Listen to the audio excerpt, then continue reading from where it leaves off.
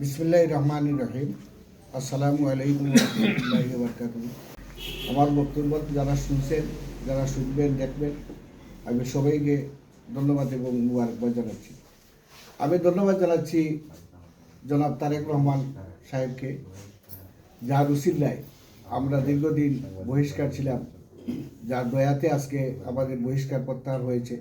আমি আমাদের দেশ নায়ক জনাব তারেক রহমান সাহেবকে ধন্যবাদ জানাচ্ছি আমাদের শ্রদ্ধাভাজন নেতা জনাব হুমায়ুন কবির সাহেবকে, যার উসিল্লায়, যার সহায়তায় আজকে আমাদের এই বহিষ্কারাদেশ প্রত্যাহার হয়েছে।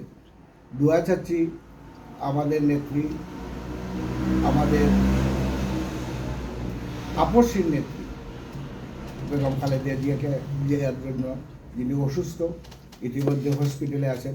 আমি সবার কাছে বেগম খালেদা জিয়ার জন্য দোয়া চাচ্ছি।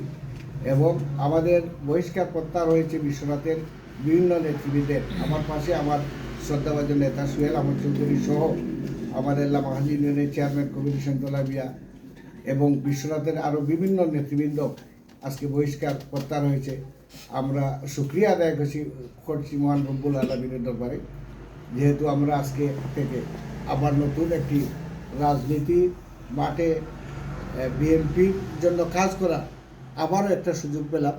আমরা ভবিষ্যতে আমাদের যাতে বিএনপির যে নীতি, সেটা আমরা আমাদের সামনে রেখে আমরা আগামী দিনের রাজনীতি আমরা আমাদের নেতৃবৃন্দের পরামর্শ নিয়ে আমরা চালিয়ে যাব এবং আগামীতে আমরা আমাদের সোহেল আহমদ চৌধুরীর নেতৃত্বে আমরা বিশ্বনাথের বিএনপির একটা দুর্গ গড়ে তুলব, এই আশা প্রত্যাশা ব্যক্ত করে আমার বক্তব্য এখানে শেষ করছি।